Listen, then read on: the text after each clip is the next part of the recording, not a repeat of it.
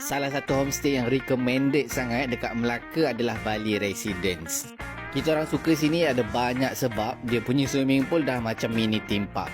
Ada slide, ada water play macam ni. Budak-budak confirm suka. Tapi kalau nak kolam yang lagi dalam pun ada dekat satu side lagi. Dia orang siap ada sewakan tube lagi. Lagi best lah kalau mandi tu. Lepas tu siap ada playground, gym. Kedai pun dah ada lah dekat bawah ni.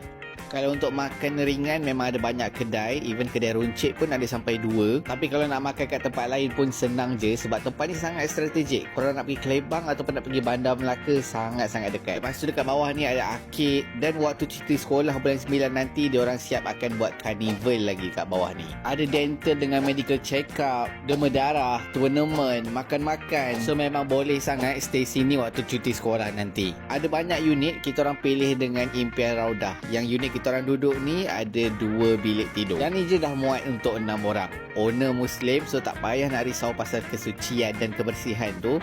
Yang unit kita orang duduk ni, view dia ada swimming pool kat bawah. So korang boleh lah tengok ramai ke tak ramai waktu nak turun mandi tu. Homestay kemas, bersih, rating pun bagus. So mana yang cari homestay bulan 9 cuti sekolah nanti dekat Melaka, boleh try contact Impian Raudah. Kita orang tag sekali dekat sini.